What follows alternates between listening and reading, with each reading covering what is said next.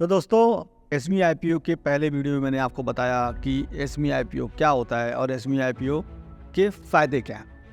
अब हम बात करेंगे कि ये एसमी आईपीओ और मेन बोर्ड आईपीओ में क्या अंतर है। मतलब एसमी आईपीओ में क्या कौन कौन एसमी आईपीओ में कर सकता है और कौन मेन बोर्ड आईपीओ में जा सकता है। तो अगर हम एसमी आईपीओ की बात करते हैं तो एसमी आईपीओ में आपका जो पेड अप कैपिटल है वो 1 करोड़ रुपए से लेके और 25 करोड़ रुपए तक का होना चाहिए। और आप रेगुलर आईपीओ यानी मेन बोर्ड आईपीओ में जब जाते हैं तो उसमें आपका पेड अप कैपिटल 10 करोड़ रुपए से ऊपर होनी चाहिए। एसमी आईपीओ में वो 25 करोड़ के अंदर होना चाहिए। मेन बोर्ड आईपीओ में जब जाते हैं यानी कि जो बड़े एक्सचेंज पे जाएंगे तो 10 करोड़ रुपए तो मिनिमम रिक्वायरमेंट है और उसमें तो कोई लिमिट नहीं है। बट अगर आप जहाँ 25 करोड़ उससे ऊपर आपका मार्केट कैपिटलाइजेशन हो जाता है तो आपको मेन बोर्ड आईपीओ की तरफ आपको मेन एक्सचेंज में मूव करना होगा। दूसरा बात करते हैं तो एसमी आईपीओ में 50 लोग सब्सक्राइबर मतलब मिनिमम सब्सक्राइबर 50 होने चाहिए।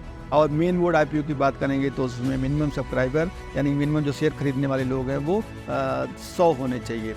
अगर हम बात करेंगे जो एसमी आईपीओ में सेबी को आपको कोई भी चीज़ें सबमिट करने की ज़रूरत नहीं होती है। सेबी ने नियम बना दिया है, आपको जो डील करना होता है वो एक्सचेंज के थ्रू ही डील करना होता है। यानी कि आपको जो DRHP होता है, ड्राफ्ट रेड हेरिंग प्रॉस्पेक्टस जो होता है वो उसको आपको एक्सचेंज में ही फाइल करना होता है, उसको आपको सेबी को फाइल करने की ज़रूरत नहीं होती है।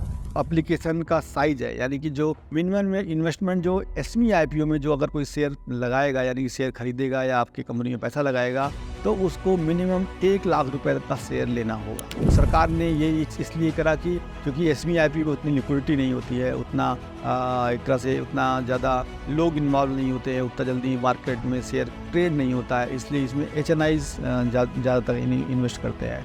तो जब HNIs इन्वेस्ट करते हैं उनको पता होता है क्या रिस्क एंड रिवार्ड है, तो उसमें मिनिमम 1 लाख रुपए का रिक्वायरमेंट होता है। अगर हम बात करेंगे मेन बोर्ड आईपीओ में जो नॉर्मल आईपीओ होता है उसमें 10,000 रुपये से लेके 15,000 रुपये तक का एक साइज़ बनता है कि जो एक लॉट का साइज़ बनता है उसमें मिनिमम रिक्वायरमेंट 10 से 15,000 होती है। और एसमी आईपीओ में 1 लाख रुपया मिनिमम रिक्वायरमेंट होती है जो आप शेयर में इन्वेस्ट करते हैं या आपकी कंपनी में जो पैसा लगाते हैं। मैं आपको बताऊंगा कि एसमी एक्सचेंज का मतलब कितना क्रेज पिछले कुछ सालों में बढ़ा है।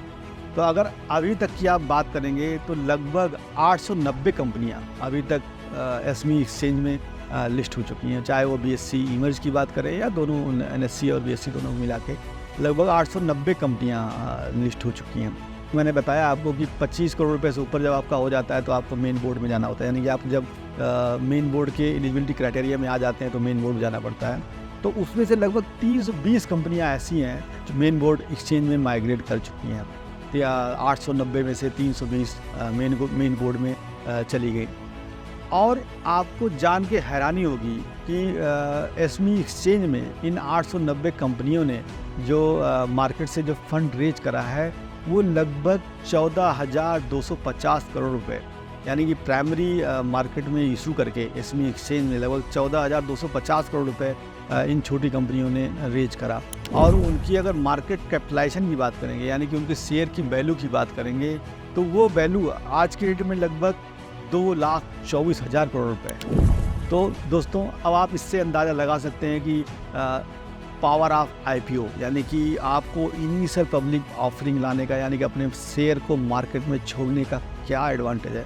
यानी कि प्राइमरी पैसा 14,250 करोड़ रुपए लगभग रेज किया गया और वो आज की डेट में 2,24,000 करोड़ रुपए बन गया। तो आप सोचो कि कितना बड़ा वैल्यू क्रिएशन किया गया। तो उसी तरीके से मैं आपको बोलूँगा कि आपकी कंपनी चाहे 50 करोड़ रुपए की है या 25 करोड़ रुपए की है या 10 करोड़ रुपए की है, अगर आप उसको आईपीओ में लाते हैं मार्केट में तो हो सकता है कि वो 100 करोड़ रुपए की कंपनी दूसरे दिन हो जाए। आपको रात में सोएंगे तो वो 10 करोड़ रुपए को भी मॉर्निंग में आप सुबह उठते हैं तो वो 100 करोड़ की कंपनी बन जाती है। अब आपको साल दर साल बताता हूँ कि कैसे एक्सचेंज में ग्रोथ हुई है। तो मैं अगर आपको शुरू करता हूँ 2012 से तो 2012 में केवल 14 कंपनियाँ थीं, 2013 में 33 कंपनियाँ आई, 2014 में 41 कंपनी, 2015 में 42, 2016 में 65 कंपनी, 2017 में 132 कंपनी और 2018 में 145 कंपनी, 2019 में 48 कंपनी, 2020 में 25 कंपनी, 2021 में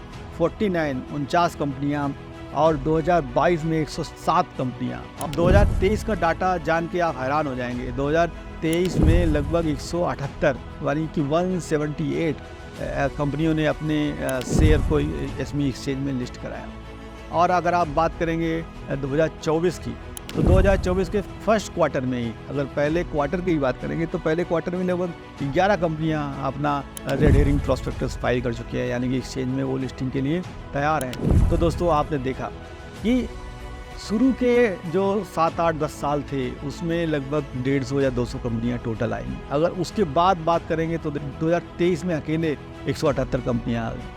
अवेयरनेस बढ़ी है, लोग जानना शुरू किए हैं। अब उस रेस में आप कितने पीछे रह जाते हैं ये आपके ऊपर निर्भर करता है। आपको ये डिसाइड करना है कि आप अपनी कंपनी को आज भी क्लोजली हेड कंपनी की तरह चलाना चाहते हैं, केवल अपने कंट्रोल में लेके ही कंपनी चलाना चाहते हैं, गले पे खुद ही बैठना चाहते हैं, सारे सिस्टम खुद कंट्रोल करना चाहते हैं, सारा काम खुद करना चाहते हैं, या आप अपनी कंपनी को एक लेगेसी के रूप में तैयार करना चाहते हैं। एक अपने जो स्टेक होल्डर हैं, चाहे वो supplier, vendor, employee, share holder, family, सबको एक वैल्यूएशन देना चाहते हैं अपनी कंपनी का। निर्भर करता है कि आप कैसे, कितने विजन के साथ आप आगे बढ़ाना चाहते हैं और अपनी कंपनी को आगे ले जाना चाहते हैं, और उस एक तरह से अपने जनरेशन्स के लिए आप वेल्थ क्रिएट करना चाहते हैं।